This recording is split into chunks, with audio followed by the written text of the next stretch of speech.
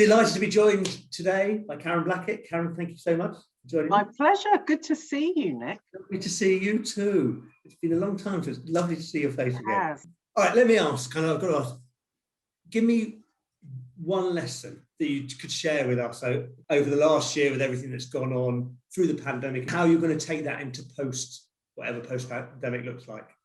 I genuinely think, and I genuinely hope that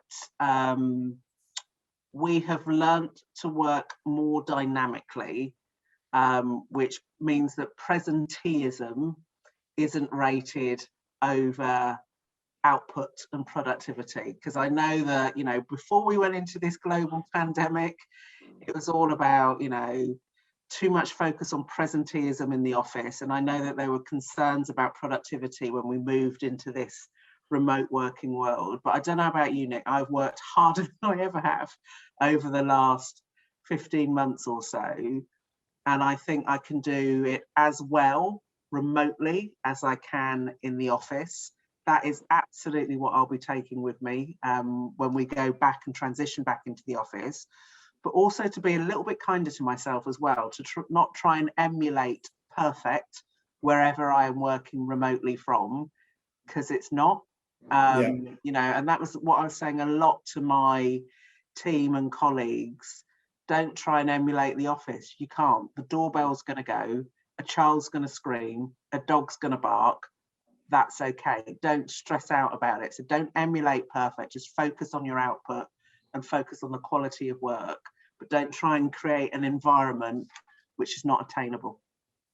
So, okay, you mentioned return to the office. How much is going to be incumbent on you to maintain that for all your guys and kind of get them to still be focusing on what they've been focusing on for the last 16 months in terms of the output, as opposed to returning back to where we were before when it was showing time at the desk?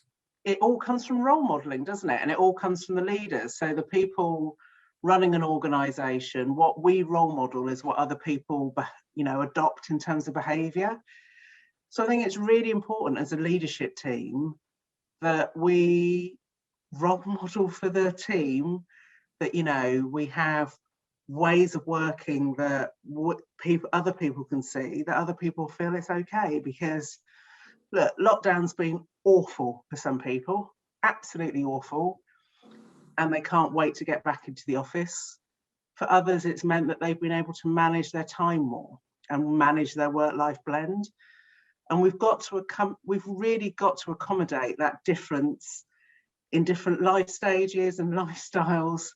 But as long as the output is still the quality that it needs to be, that's what we've got to focus on. So look, I know that so many leaders and people in my own organisation had a viewpoint, and when you talked about working from home, it was always done in finger air quotes. Absolutely. And I genuinely think that's disappeared. But I also think we need to allow people to adjust to the pace of coming back at the same time as well, not rushing people, allowing them to feel safe, because as much as we can do in our own organisations to make it as safe as possible, it's the journey in that people are worried about. Yes. So I do think it's really important that we have, some flexible ways of working, and that we allow people to have those conversations with their managers about what works best for them in order to get the right output, and make sure we're always judging on output, nothing else. So tell me, kind of diversity. Obviously, you speak a lot about it, you promote it, and very much involved in it. Over the last year, what's changed, specifically in the advertising and media industry, but maybe in the business landscape as a whole? Look, it is the only way I can describe the events of last May and the repercussions that it's had, not just in the US, but in the UK. It has been traumatic. I can only describe it as trauma. It has been real trauma. And I think the positive coming out of last year is that as a society, we genuinely care more. Because look, it's not the first time that we've seen a black man killed and televised. It's not. I remember Rodney King in the LA riots. I remember it. And look, we've just celebrated Stephen Lawrence Day on the 22nd of April. 28 years ago, we had the Stephen Lawrence death. So it's not the first time that we've seen an atrocity happen. I think the difference this time is we were all locked in our houses, that we saw it. And also as a society, I think we have greater empathy and we care more. So there's been so many conversations that I've had with clients, which is, what do I do? You know, especially some clients that have US HQs and UK HQs, because we're same but different. We speak the same language, but very different culturally. Yeah.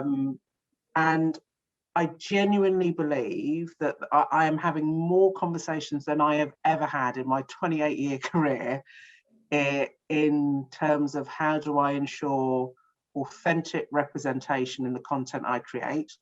How do I ensure, in order to get that authentic representation, I need to change the makeup of my organization? How do I do that? Which isn't just about bringing everybody in at the grassroots level and not having the culture in my organization where people feel as though they belong and hence stay. So there are more conversations I'm having in terms of leadership responsibility, programs that are needed, outreach that's needed, partnerships that are needed, and the need to really assess your data, capture your data and assess your data and act on your data. So look, I think when it comes to race specifically, we're very early on in a journey, but I think it's had, you know, when it comes to gender, when it comes to neurodiversity, when it comes to disability, when it comes to LGBTQ+, I think it's about the intersection rather than the individual areas.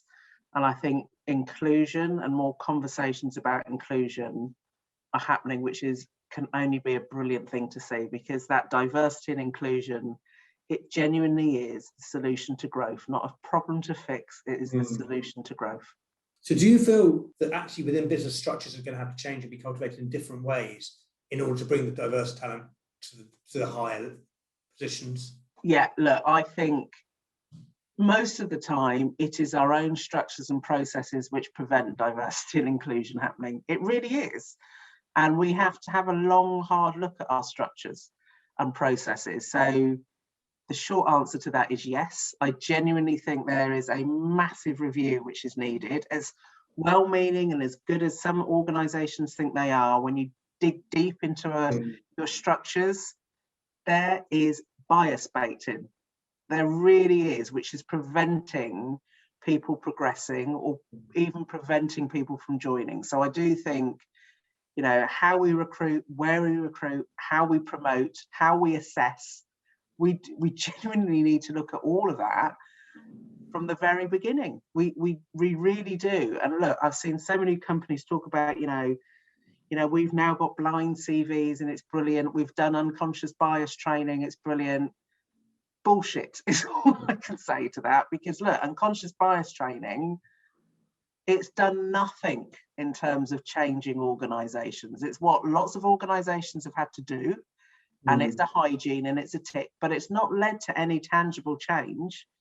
And when it comes to, you know, blind CVs, great in practice, but at some point you've got to meet the person.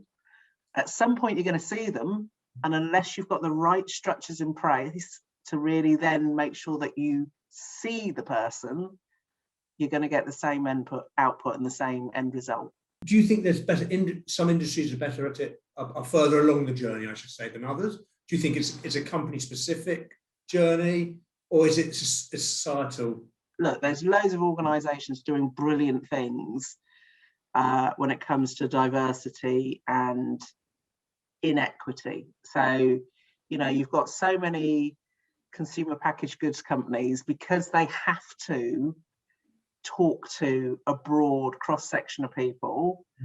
I think they're doing a lot and they're further ahead. I do think some of the management consultant firms or the big, you know, the big five firms are doing a fair amount. I genuinely do. You know, they've started publishing ethnicity pay gap data before there's been, you know, legislation in place. You know, you've got people like the BBC who are doing more and more to try and help with creativity. You know, they employ June Sarpong and, you know, the head of creative diversity. So there's lots of organisations that are putting their stake in the ground and showing their ambition. I couldn't say it's one sector or one organisation. There's lots of different companies doing different things. And I think that the real core thing is for all of those organisations to join together to show what's worked and what hasn't worked. Because, you know, this isn't about competitive edge. This is about doing what's right to help your business grow.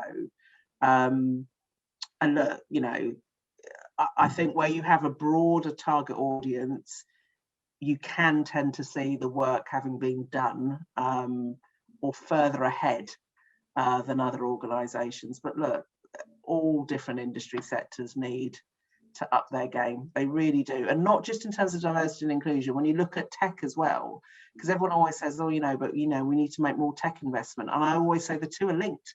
If you haven't got the right diversity there to help with your tech, you know, your tech strategy, then you're going to have a tech strategy which is biased. So you need diversity to then input on your tech strategy. And, you know, so, you know, when you look at the tech firms and the tech organizations, they've got a lot to do when it comes to certain characteristics, but they're there and they're trying. It's about how we work together. You mentioned earlier intersectionality and how it's been pushed to the forefront, kind of the role of intersectionality is now at the forefront of our thinking. How is this going to change how organisations create events, do training going forwards? Look, I think prior to 2020, you had organisations focus on one characteristic, and it was almost as if the different characteristics had to compete for budget and attention and revenue. So, you know, we're focused on gender, or we're focused on disability, or we're focused on, you know, LGBTQ plus. So it's like one or the other, which is where all of the effort went. And, you know, once we've done that, we'll then move on to something else. We don't have the time. We genuinely don't have the time, because if we want our businesses to survive, and I don't just think, I said that I think this is the solution for growth. If you want your business to be future-proofed, it is about inclusion. It genuinely is.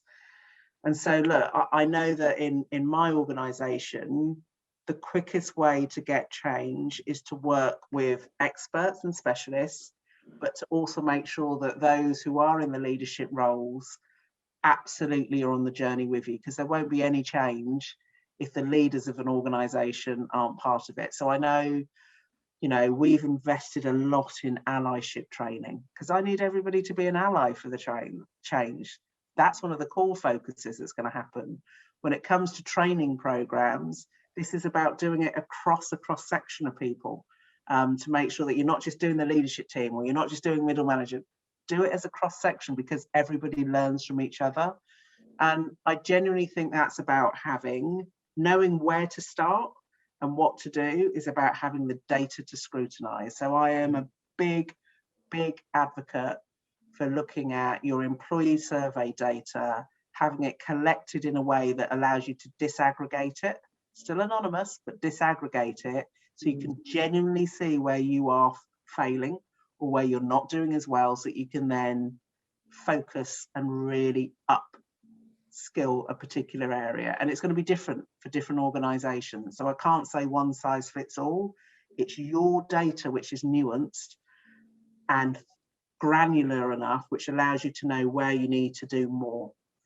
And do you believe that's the case for all size companies? That's also for SMEs as much as for... Genuinely, I really do. And I do think, look, the benefit for an SME is that you can get change quicker, rather than if you're a big oil tanker, you can make huge differences quicker. Clearly, the downside for an SME is that, you know, a lot of the heavy lifting is going to be left to a smaller number of people to deliver. But I think the end result is worth it. If you really want to grow and excel and stop being an SME and become a company that's over 250 employees, take it seriously. So a number of years ago, you gave your TED talk and you talked about the misfits and the pioneers. Yeah. What advice would you be giving those people who you name check? But I think some of the lessons in that TED talk, I think, are still as pertinent and relevant now. You know, I distinctly remember one of them is, you know, acknowledge the situation you're in, but do not let it define or confine you. And I think that's been so true of the last 12 months, 12 to 15 months, acknowledge the situation we're in a global pandemic. Do not let it define or confine what you're doing, though, because I think we all have to look at, I know I've looked at the last 12 to 15 months as a learning experience about my leadership style, about how I engage with my colleagues and my team. And also, one of the core things is, you know, have that growth mindset. None of us have been through anything like last year before, ever. But having a growth mindset to go from I can't to I can't yet, I think was so important for me. And that lesson and advice I would give to everybody when you're faced with a situation that you've never had before, you genuinely think, oh my God, I can't, change it to I can't yet. That growth mindset's really important, and having those cheerleaders as well. I know that, you know, other people running organizations, other CEOs, we checked in on each other because we were all navigating uncharted waters. We all, you know, none of us had the silver bullet in terms of the answer to what to do. And I think you need those cheerleaders to help keep you going. So it's the same lessons and advice then. I think we're even more pertinent now. Thank you so much indeed for your time today. As always, it's been lovely speaking to you. Pleasure, Nick. Thank you.